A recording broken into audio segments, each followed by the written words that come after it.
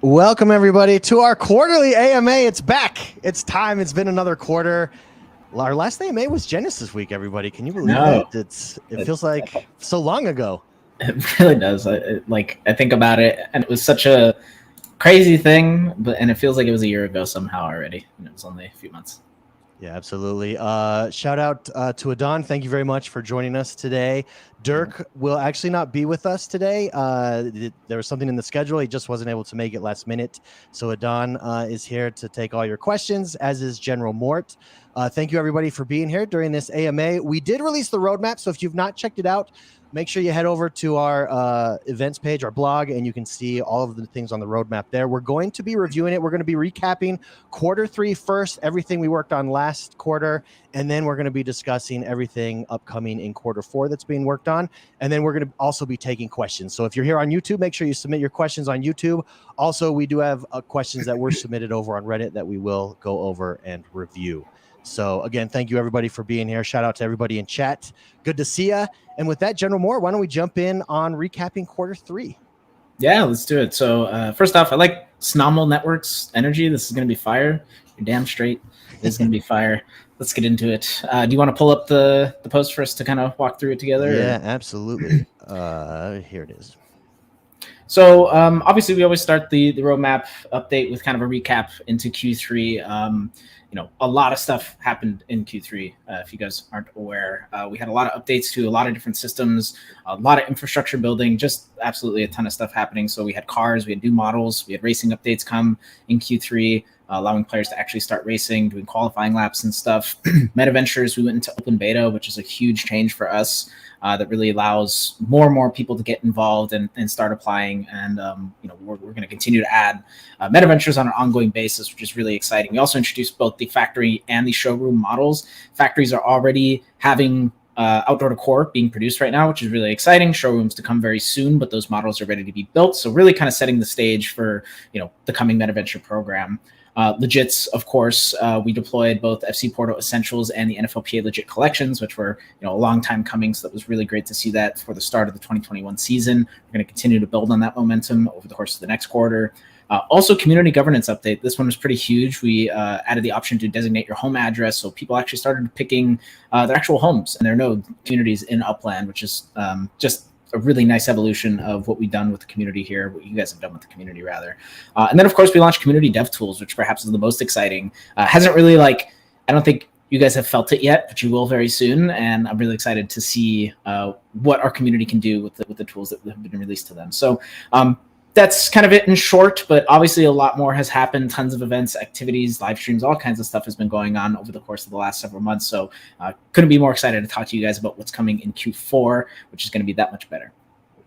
So just as a recap, guys, the way that the roadmap is structured, just so everybody's aware, these are the things that are actively in development Q4. It doesn't necessarily guarantee that it will be delivered in Q4, but these are the things that we are focusing on and aiming to get out the door.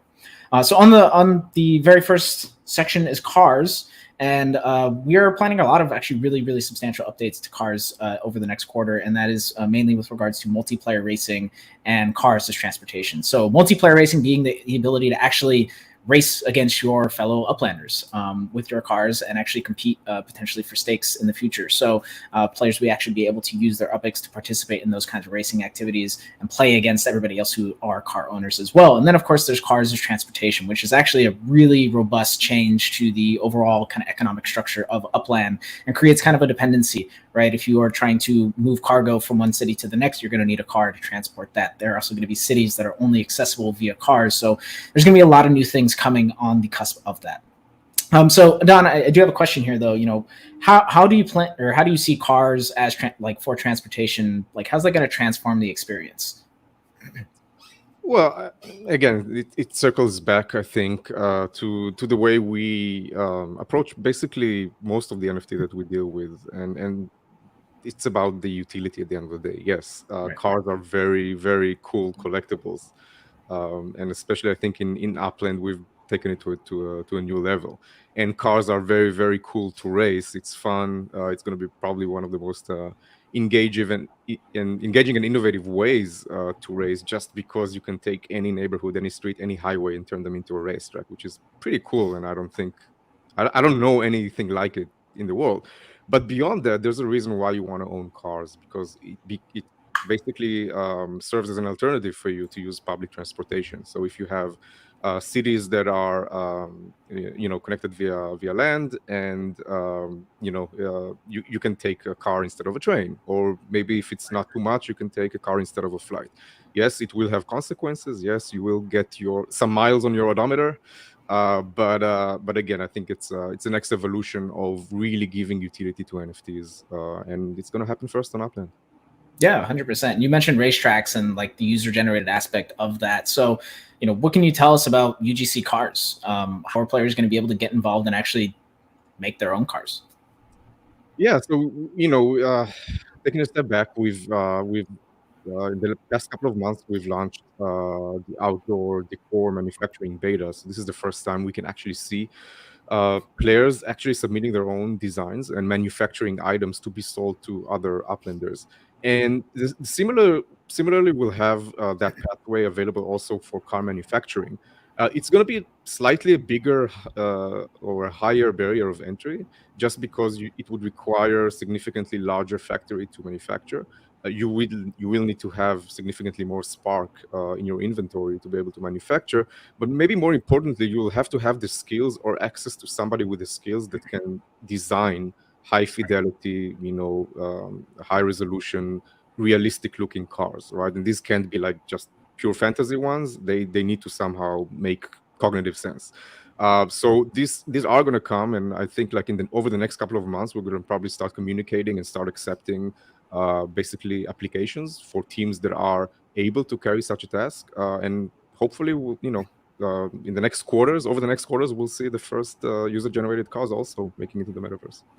Yeah, I can't wait. It's super exciting. And just so you guys all know, like, the way that we're building things out right now, and, through the MetaVenture program, Outdoor Decor, that allows us to really test a lot of these processes and figure out how we can better optimize for the future. So the hope is that like we can use what we learn with these other programs and apply them to future endeavors and future products. So it's really exciting to see all this kind of coming together. So let's move on. We can talk about MetaVentures next. As I mentioned, some big updates to MetaVentures in the last quarter that are really kind of opening things up, but we're really trying to push that even further. So the next really being merchant mechanics for showrooms, meaning that players are going to be actually they're going to be able to use the showrooms that they've been building to actually start selling their outdoor decor items. So this is going to be the first like true user-generated content where they build it, manufacture it, and then actually sell it inside of Upland, which is really exciting. But we're also trying to do the same with structural ornaments. So if you guys are familiar, structural ornaments we've done kind of incrementally over the course of the last year for different holiday seasons and stuff. But we're also kind of extending that ability to the players. They're going to be able to build their own structural ornaments. Similar process to kind of how outdoor decor works, where they'll have to get those models approved, put them into production, and then be able to sell them in showrooms as well. Now, there's been some questions around MetaVentures. I think, it's definitely a complex system. So I'd like to get clarity, and I'm sure the community would like to get clarity. Showrooms and factories, two different things, both have different functionality, but, there's kind of been some confusion about the crossover, right? What is primary market? What is secondary market? So Don, can you tell us, like, what are the key differences between factories and showrooms, and, how are they going to leverage these resources for business opportunities? Yeah, so factories are meant just as it sounds, to manufacture items. You cannot use them as marketplaces, whereas showrooms are the actual marketplaces for manufactured items, such as cars, outdoor decor, structure ornaments, and any other future 3D items that are going to manifest on top of the map that require manufacturing with Spark.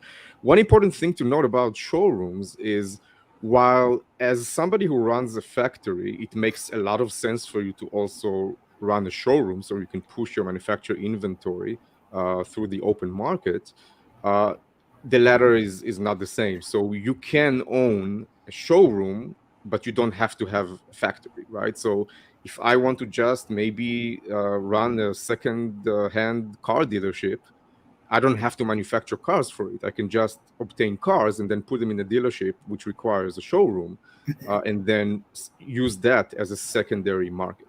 So basically, the right way to think about it is that showrooms are the place for the secondary market, whether or not it's the first time the items make it to the secondary market via a factory. Hope that makes sense. It's a bit complex, but it really makes sense when you think about it. It enables basically entrepreneurs in the metaverse to not have manufacturing as a prerequisite to run a business that deals with 3D items. Right. So used car salesman is a possibility in the Upland metaverse. I would really love to see like the local TV ads. Come on down to Mort's used car sales. All right, whatever. I have another question, kind of follow that up. Obviously, this is another big kind of foray into UGC. So from a developer perspective, we are placing a lot of emphasis on community dev tools and this sort of thing. So do you think it'll be beneficial for a dev to have their own UGC outlets? Like, in other words, do you think players will want to build their own Upland native assets to then build tools and experiences with those assets? Or do you see it kind of playing out somehow differently?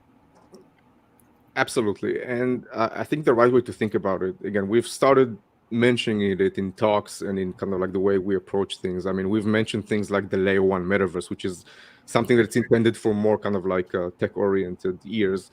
But at the end of the day, we want to provide Upland as a platform for entrepreneurs to execute the Web3 strategy in the metaverse. And some of it is going to be brand new, games and services and experiences that are tailored for Upland.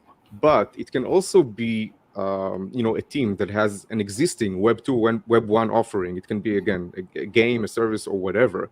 But if they want to execute the Web3 strategies to start include NFTs, let's say in the reward systems, right? Or kind of like, or again, there's a lot of ways you can take it into, right? Or introduce an open economy aspect to their game or service. They can do that using Upland from end to end. So Upland will provide, again, the economy, the liquidity, the digital land, the currency, regulatory compliance, means to fiat out for their customers, etc. And they can execute their NFT strategy on top of it. Give you one example. If I were to, again, think about, I won't mention it by name, but think about carding games, for examples, right? Where, there are some existing very popular card games out there, and they are predominantly Web 2. Those types of games can come in and start, let's say, manufacturing these exact same cards as NFTs in Upland and produce a Web3 version of their game using Upland Racing, for example, or their own racing clients, for that matter, just using their cards that they've manufactured in Upland. There are countless of other examples that can be given here. But absolutely, this is an opportunity for teams, for developer teams, not just to bring their offerings into Upland, but actually really tie in the economy through Web3 experiences using NFTs. 100%. And something I also find fascinating about this approach is that it's like the system of dependencies or the investment of resources and time, where, on a different platform somewhere else, you might be able to mint, 5,000 NFTs immediately, where Upland, you have to actually invest in resources and may have to call on the community to help you build those resources. So it really does kind of encourage more investment and actually, time and energy spent on what they're producing in Upland, which I think is exactly awesome. And this is why we kind of like say we provide the economy as a service, so the developer doesn't need to worry about it. It's already there, it's already functioning. The liquidity is there, the kind of like the physical rules are in place, and that gives the value to the tangible assets in the economy. Exactly. Awesome. So let's talk about Legits a little bit. Just a quick update on this one. We are going to be launching FC Portal Mementos very soon. So you guys are going to be able to register and get mementos for your favorite FC Portal players for every single game of the season going forward.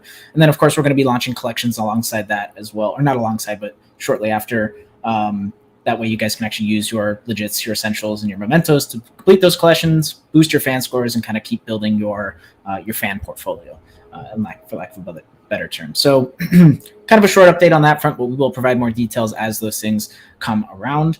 Community governance and voting. This is a pretty big one, and we are planning some pretty big updates on this side of things, namely with ad hoc voting and neighborhood ratings. So ad hoc voting is really big update. This is our first opportunity to actually allow the community to basically make their voice seriously heard and vote on different proposals that we submit to the community. One of the first big ones that we're going to do will be on the economic update, the stuff that we basically talked about a few months back with regards to the community pool and the Upland pool. But we also are probably going to plan some other kind of lesser votes before that happens to kind of test the mechanics and stuff. So we'll have some more details on that front for you guys. And then neighborhood ratings. This is really the first time we're officially saying anything about neighborhood ratings. It's kind of been this thing that's been floating above our head. People have been asking about it, but we're actually ready to start talking about it a little bit more. So if you guys don't know, neighborhood ratings are going to be a system that basically determines kind of, your neighborhood's impact to Upland. But Adon, can you tell us more about how neighborhood ratings are going to be introduced? What is the process going to look like? What can players expect kind of initially? Yeah, so part of the reason that we so neighborhood ratings, by the way, this is something we've mentioned, I think, now for a large number of quarters. And the reason we haven't launched them yet was because there were not enough features in place that kind of like contributed to neighborhood ratings that were already launched. So now that we've had obviously construction and now meta ventures that have gone into open beta and other elements that can actually cast more substance in neighborhood ratings, we are now ready to basically introduce our proposal. And when I say proposal, I mean, again, we've given it a lot of thought. And there are a lot of different elements here that come into play that are not trivial to solve. For example, you can imagine that you take two neighborhoods and they go against each other, but maybe one has only 1,000 properties in it, whereas the other may have 20,000 properties in it, right? So there needs to be methodologies in which you adjust in your model so they can compete against each other when they kind of like are being compared to in terms of absolute ratings. So we have devised a solution for that, and rather than just injecting it basically into the game, we want to actually introduce that proposal and kind of like hear back from the community, right, before we actually implement it. So probably expecting over the next several weeks to actually hear about the proposal, how it works, why we think this is the way that we should do it, and probably David will tell us how can we best hear back from the community to form a decision. This is not going to be necessarily a vote. Again, this is more going to be kind of like almost like a discussion with the community. Yeah, which is something that we want to start doing a lot more with you guys. We are getting to a point where we can kind of look a little bit farther ahead and start to set the stage for some of our plans and actually measure your feedback. Some of you guys have seen me more active in Discord recently, just trying to learn about the way that you guys think about things. And that's something that we want to keep doing and keep expanding upon. So stay tuned for more on that, but we will have more details on when we're ready to talk about neighborhood ratings. And we'll give you guys the full breakdown of kind of our methodology, what we're thinking about, and then open it up for you guys to give us feedback. So next up is the NFT Portal, which is another really big update. We are basically getting ready to deploy the Ethereum download connection. And what that means is that players will actually be able to export their Upland native assets to the Ethereum blockchain, which basically means that if you don't want to keep your assets in Upland, you can pick them out. You can go trade them on OpenSea, Rarible, whatever you want. Basically, I mean, this could really aid the discoverability of Upland assets, but it's really up to you guys how you want to use that mechanic. So, Don, how does this affect decentralization, though, right? Because there is an impact there, right? And also with regards to true ownership, like, what does this really mean for that aspect of things?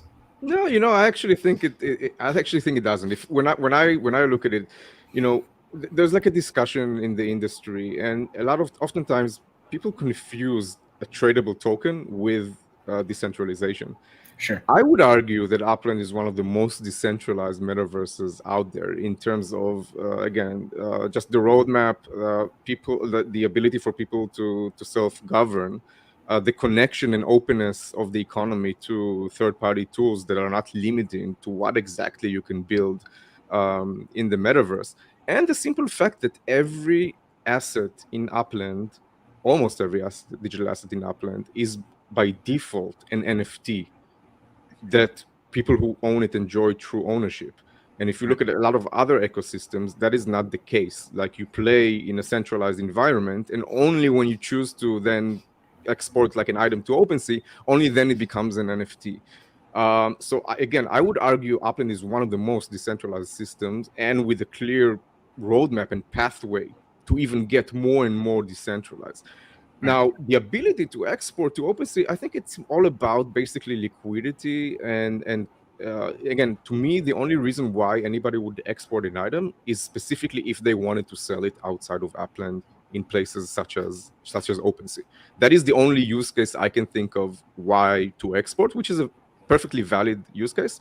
But I think also it will demonstrate further basically the freedom that players who are KYC'd enjoy in kind of like the way they want to move their assets around. So Right. this is something we've always promised to the community, and we're executing on that and delivering on that promise.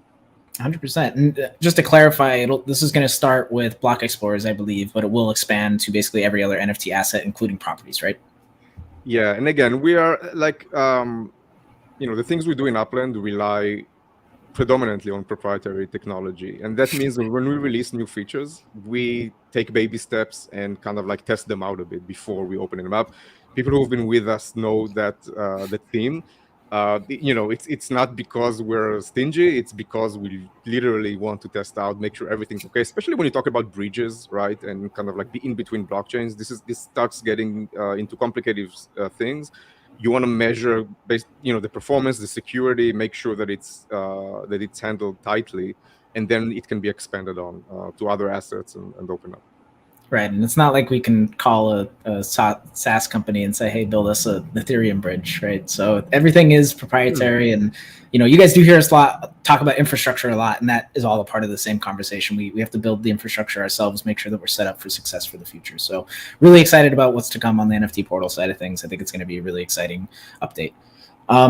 Moving on to third-party development, as I mentioned, we did launch our community dev tools, and you guys really haven't felt that yet, but you will. And that is going to be basically felt through what we're calling dev shops. And dev shops are basically going to be your portal to access tools, applications, gaming experiences, whatever it is, actually inside the Upland metaverse. But I think there's still some confusion, or at least some questions around like what can players expect for like the actual experience of side of dev shops, right? Like what is it going to look like to interact with one, to use one, their game, their application or tool? Can you tell us more about that, Adnan?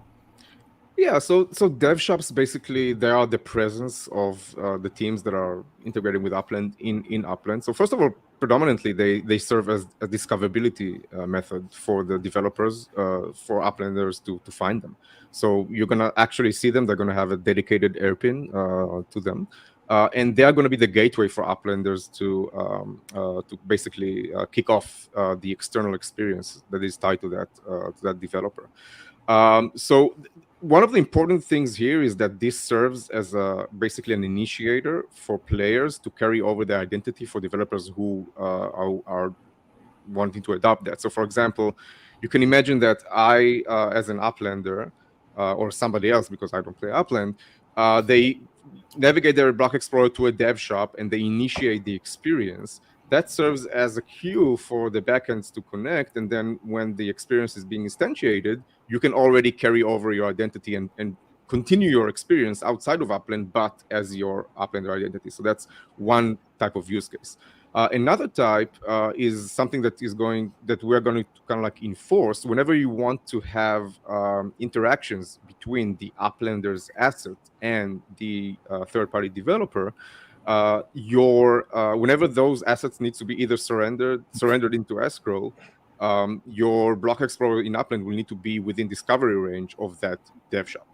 So that kind of like complies with the way that we do things with features such as meta ventures, where you have to be physically in place if you want to buy something or you want to actively interact with the experiences. So these are some of the way that these dev shops are going to help us deliver that experience. And in terms of the user experience in general, it's going to be very simple. You go into a dev shop, let's say it's an arcade operated by a game developer. You're going to go to their location, and their location can be overlaid across multiple cities. So each city or each neighborhood may have several of these arcades spread out through Upland. And from there, you will click on the arcade, and you'll be able to instantiate the experience that will then take you outside of Upland. Right. So you can almost think of it like a single sign-on or the wallet experience that's kind of being pushed by the blockchain community, where like you have this single portal for everything that you need. So basically your Upland account is going to become your portal, your ticket to accessing all of these things. Absolutely. And again, and this is highly depends on the way the developers execute on the integration. It is totally possible that some developers will have experiences or games or that will not necessarily require to go through Upland to instantiate them. So it usually always starts with Upland, right? The identity matching is always going to be done through Upland. But then the only actual physical requirement is going to be again when you're starting to interact with assets. Right. That's where you're going to kind of like need to be in place. So to follow that up, does that mean that every tool or application built by the community will require a dev shop? Most likely, yes. Awesome. Yeah, that's honestly super exciting to me. Like, this has been one of the biggest things I've been waiting for as a big gamer myself and somebody who grew up playing a lot of games with like open modding tools and map editors and stuff, and seeing what came out of that. That really excites me because, you know, those games were built by the community in a lot of ways, right? Those access to those tools and creating unique experiences for the community, you know, for the community by the community kind of thing, which I think is awesome. So really looking forward to seeing what we're going to see in the next, you know, month or two as these experiences actually start to launch.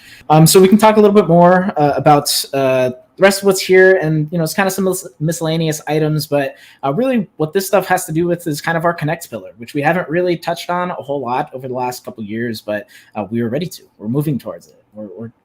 Connect is on the menu. And the two biggest things on that side of Upland are both in-game communication and 3D avatars. So in-game communication means, yes, we are bringing chat into Upland for the first time, which is really, really exciting. You know, hopefully giving us access to a whole you know, new set of Uplanders who previously weren't really interacting with the broader community, right? Not everybody loves Discord or Reddit or social media. So kind of taking things in app is really going to overhaul how players communicate and interact with each other. And then we have 3D avatars, which is basically going to be their extension of their block explorer, right? You know, we're talking about dev shops and you know, third-party experiences, but you know, is there going to be a physical manifestation of their Upland identity inside those experiences? And what we're saying is, yes, there could be, right? With these 3D avatars, we're basically going to create a templated version for players to basically jump into these experiences with a 3D avatar that actually has some connection to their Upland identity, which is awesome. So, you know, how do these features really empower the Upland community? You know, how this to me really levels up the experience. You know, in what ways do you see this really transforming from a community perspective, just the broader Upland economy and experience? I think like the most important factor, Matt, is that, like you said, today we have a very, very active community. And, you know, it's an amazing community, but it probably spans maybe, I don't know, 20 or 30% of actual Uplanders who actually go into the game and interact with Upland as an app. And I think the main thing here is, first of all, we want to bring all that communication going into Upland. So now your addressable active player base in Upland is reachable via those messaging. And it opens up, again, we're going to start small, but then it really opens up for a lot of use cases where players can interact either on a global setting or on a virtual locale-based settings as well. And, you know, plus a lot of long requested community features by the community, such as, again, being able to negotiate about a potential deal that you're talking about, right? Again, these are things that are going to dramatically, I think, enhance the user experience for all Uplanders. Yeah, and really adds to the immersive aspect of it, right? When you play an MMORPG online, something like World of Warcraft, like part of what makes the world feel alive is just seeing people chat and interact. So I'm really excited to see how that affects, you know, what players' experience are from an immersive perspective, and, you know, basically actually starting to turn the metaverse into a metaverse, in my opinion. So that is pretty much it. We are also, of course, working on some partnerships and stuff in the background, and we'll obviously have more announcements as those things become more relevant. But that is pretty much it for the actual roadmap update aspect of this call or this presentation. But now we're going to kick it to you guys. We're going to take questions. We already took some questions from Reddit, so we're going to take some of those first, and then we'll also mix in some stuff from the community. So yeah, absolutely. We did also have some comments come in from YouTube. Metaverse Street Journal said these are some good changes. Dr. TID says he's really looking forward to in-game chat. Way to go. So thank you, Dr. TID, for that. Kaiser12 writes in and wants to know, what is the difference between an avatar and a block explorer? Yeah, so that's a great question. And for us, as everybody knows, the Upland identity is all about the kind of like that trifecta of your block explorer, the neighborhood you live in, the city you live in, right? This is basically the way that you present yourself as an Uplander to the rest of the world. Having said that, now, especially with third-party tools, we're going to start seeing the first immersive experiences that actually require you to be represented with a human-like form in kind of like in first person. And then for that, the block explorer is not good enough, right? So we wanted to give it, rather than having each developer have to worry about that on their own, we wanted to give a central place where Uplanders can define how they are represented with a human-like form, and then have developers be able to take that information and integrate them into the experiences.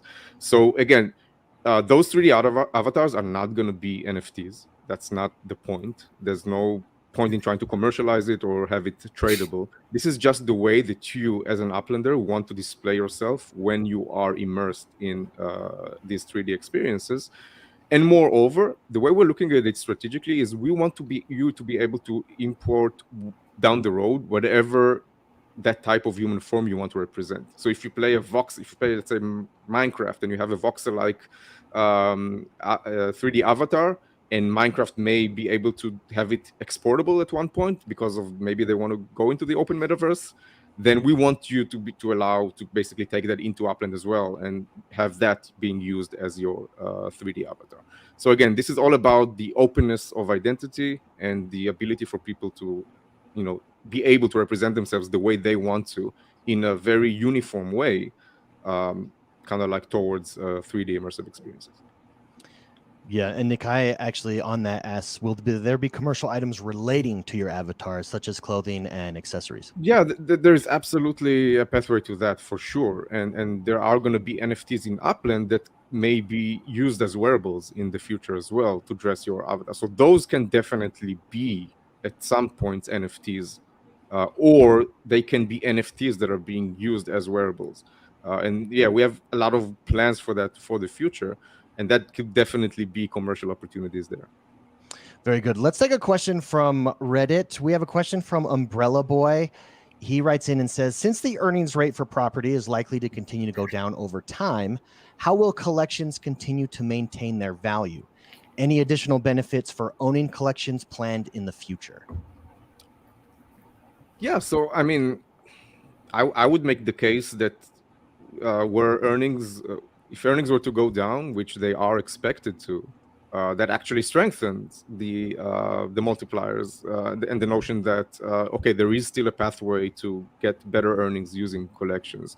So again, I don't see that earnings going down would necessarily lead to a lesser importance of collections. Maybe the other way around, actually. But there are no actual plans to cast more, let's say, features into collections than there currently are. So collections are a big pillar of what makes property trading fun and gamified.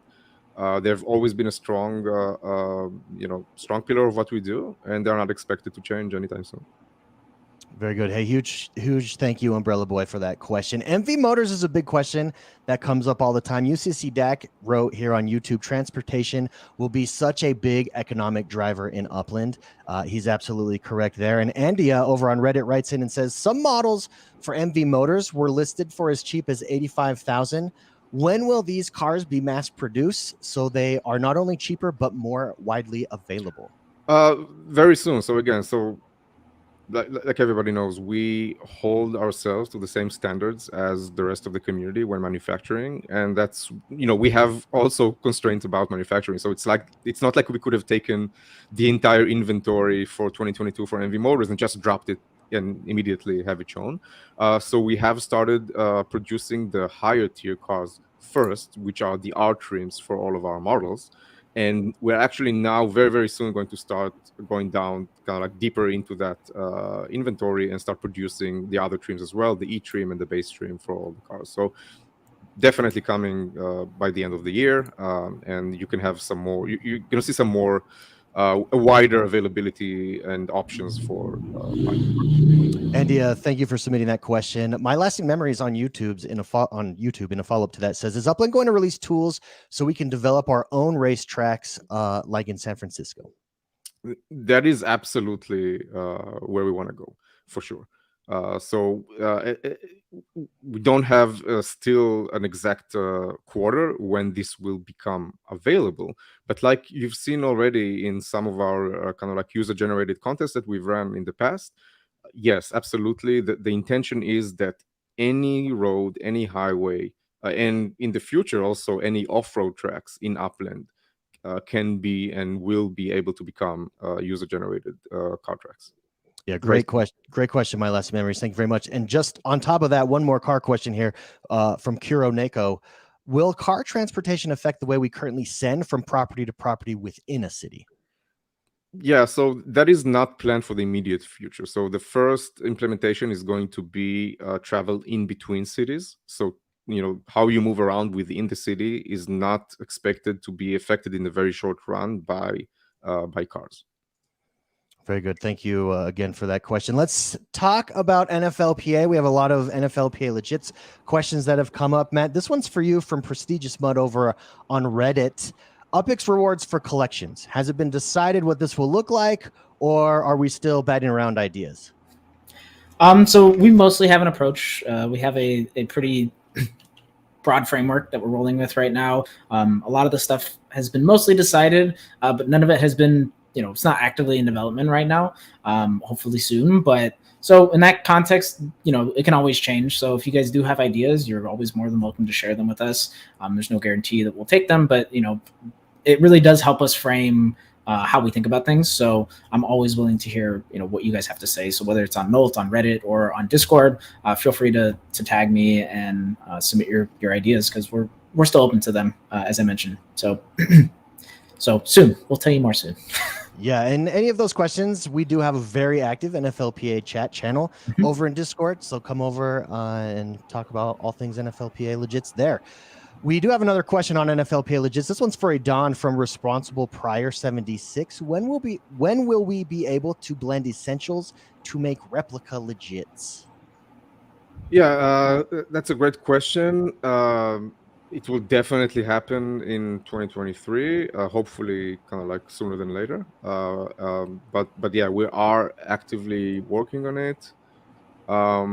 And there are going to be some very cool developments that we'll be able to announce, especially as it relates to partnerships, kind of like a bit later, hopefully still this year, and that will tie into the evolution of the legit roadmap. Very good. Thank you, Responsible Prior, for that question. Barrio Latino in Upland has a question about in-game chat. Would in-game communication include voice chat, and how's that going to look in the future? Yeah, so I think absolutely yes. And again, we're not reinventing the wheel. We're going to use a third party that offer basically these communication as a service. And these do have voice in them. So when we launch it, it's not going to include voice necessarily, but there's absolutely a way to integrate voice easily into that mix. Very nice. Professor Scoopy over on Reddit, alongside that in-game communication question, says, considering the in-game communication announcement, when can we expect a beta of that? And what features do we plan to implement over time? What will it launch with initially? Yeah, and again, the most popular question is going to be exactly when, right? Yeah. So we are actively working on it. We have basically included it in our Q3 roadmap, and that means that we may be shooting for Q3, and it may be end up Q4. And it may end up in maybe Q1. I don't want to say too much, but again, I think like David, you'd agree with me that one of the first missions that we're going to take upon ourselves is basically to represent, to give a pathway to the way that we interact with our community through Discord, right? As it pertains to announcements and some of the kind of like debating channels, etc. We're going to start porting that into the app. So the very first experience is going to be about that. It's about that global ability to connect, not necessarily kind of like the virtual locale pathway. Yeah, I agree. It's very exciting. We're in meetings on this every week, and I think imagine being a new player and jumping in and you don't have to go anywhere else. You can do it all from right inside the app, which brings up a question, speaking of new players, for General Mort on new player, what we're doing to help out new players. Crazy Crypto over on Reddit asks, what is the plan to onboard new players and educate them in the best way? Upland seems to be getting more and more complex, and sometimes it feels like only the OGs and early adopters are able to profit. Yeah, it's a great question. Something that we're definitely talking about every week as well. This is a huge, thing that we're trying to figure out how to tackle it. So the short answer is we are planning a full overhaul to the first-time user experience. So, and then also planning for additional features that are going to aid in discoverability and basically just help the player explore what Upland has to offer. Right, as a property trading game, there's a lot to cover.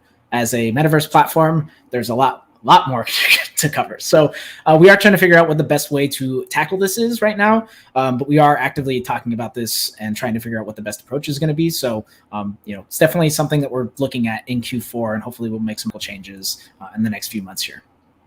Yeah, absolutely. UCC DAC actually has a good question about the 3D avatar. Is this a precursor to VR? Yeah, so, okay.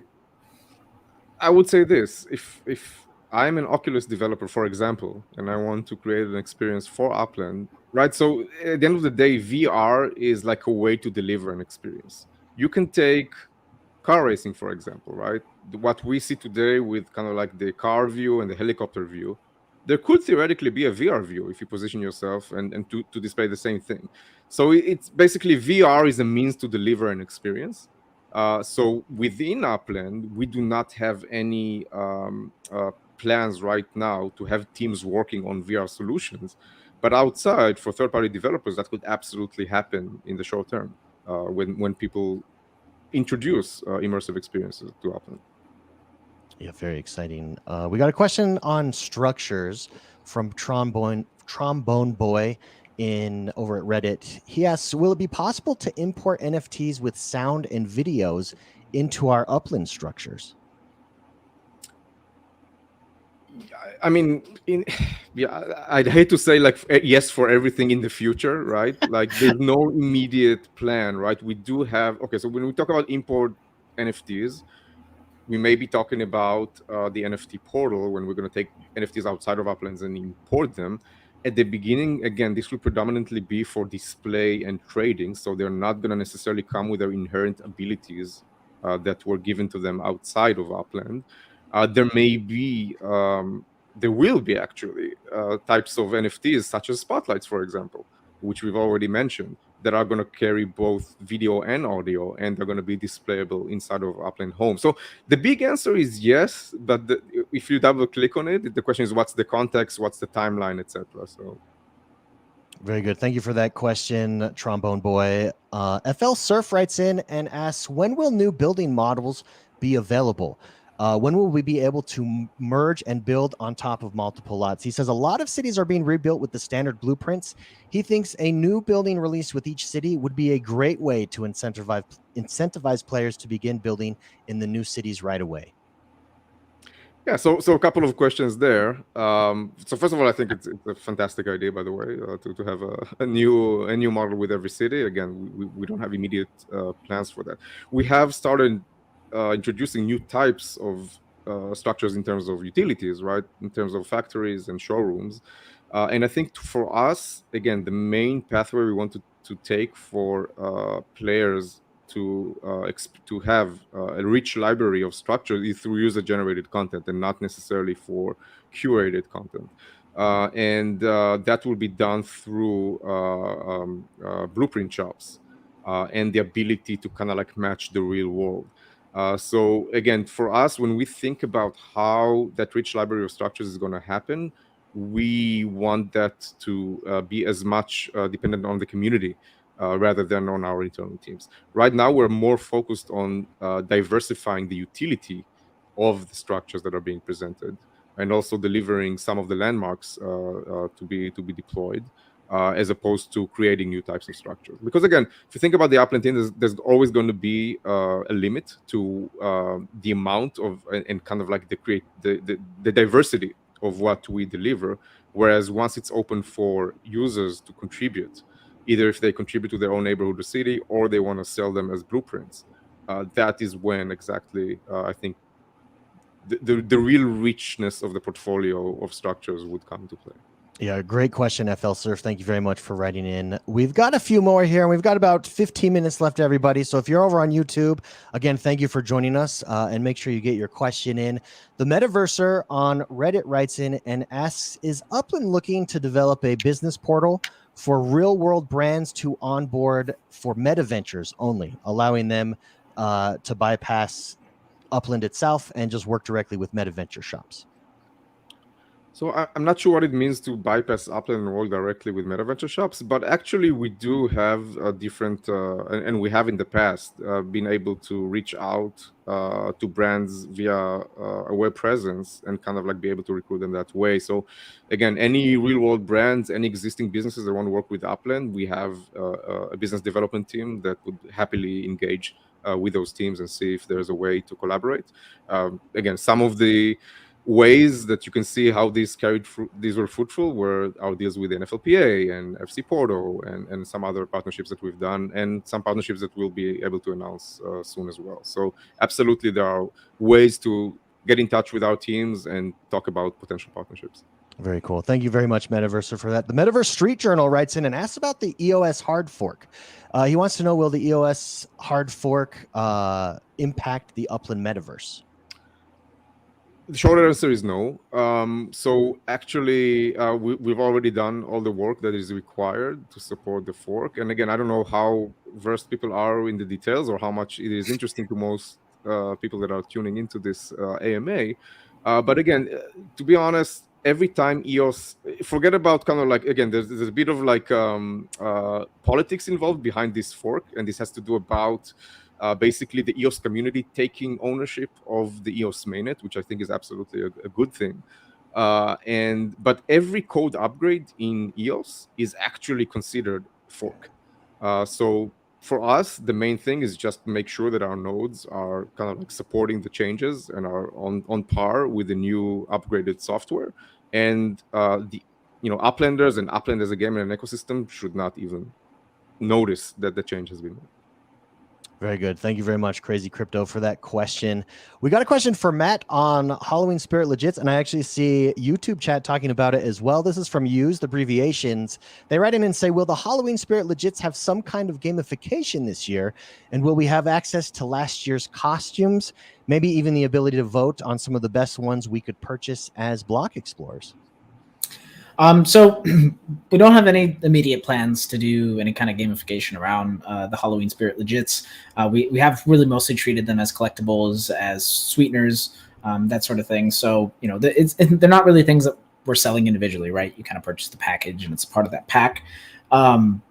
As for, actual gamification and stuff, the thing is, we're kind of leaving it up to the community a little bit here as well. If somebody wanted to build, I think Don had an example about like a card trading game earlier. If somebody wanted to build a trading game or a Hearthstone style game or whatever out of your Halloween Spirit Legits, you could. So there definitely is some ability there. It's not something we have any plans to do right now.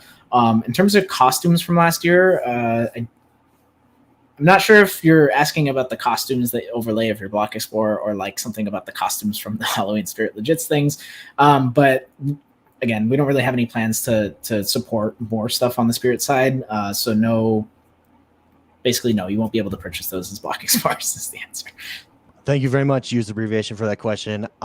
We have had a lot of questions in YouTube chat about STEM. Fancy Drew says, I would love to hear about STEM. When can I start gardening and opening Fancy's Fluffy Friend Farm? Which is a great name, Fancy. That's the best name right there. Yeah, it's a fantastic question, and I have so much to say, but I can't say it. So this is really something that we're working diligently on, and it will be much more than just STEM. And we can't wait to share it with the community, but we're not at a position where we're able to do it just yet. So please hang tight, be patient, and we'll get there. Yeah, thank you, Fancy, for that question. I do just want to real quick address Dr. TID. He says, do you want community feedback for new player onboarding or the experience, and where should we put that? So there's a couple places that you could put that. I would definitely go over to Nolt. Nolt is our feedback board, and that's a fantastic place. We run reports off of Nolt every week, and we report them to the team. Also, Reddit. Maybe we'll drop a Reddit post over there on new They can player also create onboarding their own experience. post. If you have thoughts post, and you want to start a discussion with the community, feel free. Yeah, but we're always looking for ideas, so please feel free. There's a variety of ways to get a hold of us there. Please head over and do that. That basically does us for this week. We do have some questions. Satoshi says, much progress. Cheers. Thank you very much, Satoshi, for that. Loyal Doyle says, love the economic impact of this. Absolutely. And Six Face, we had a lot of people very excited about 3D avatars. Six Face says 3D avatars, let's go. I know I can't wait to see General Mort's avatar, see what it's like, what kind of t-shirts, or Don's for that matter, what they're wandering around the metaverse in there. So we'll have to be bots because we can't play, so we'll just have to we'll have our own NPCs and we'll have to code in our mannerisms. Regardless, this has been a fantastic quarter 3. Very much looking forward to quarter 4. Don, let's give you the last thoughts on the rest of the year for Upland. I mean, yeah, Upland is approaching its platform moment, and to me, again, some of the most exciting things that are about to take place are not yet even present for players to see and experience it. So I know it's a lot of time it's hard to imagine how this turns out, but we're going to have some very exciting updates. I don't know, David, do you want to tease something that's going to maybe happen this week? Or yeah, we have a very exciting, think of a game, we'll just say game, a very exciting game that we will announce in the next 24 to 48 hours. So stay tuned, that a developer is working on. Look out for that video. And these are going to be some examples that kind of like actually say, oh, you know what, this makes sense that it happens this way in the metaverse. All right, that's so again, the platform moment is almost here, and I can't wait to see how this impacts Upland as an ecosystem and to what kind of like new levels we can take it. It's all about connecting the dots. Oh, we always said that. Yeah. Absolutely. Thank you very much, Don, for being here. Thank you, General Mort, for walking us through this quarter's roadmap. And thank you, everybody, for tuning in, for listening, and for submitting your questions. Again, join us over on Discord and get ready for that in-game communication and get ready to join us over there as well. Also, join us on Reddit. There's some fantastic discussions happening over there. So make sure you join us. Have a great day, everybody, and we'll see you in the metaverse. Thanks, everyone. Thanks, guys. Bye-bye.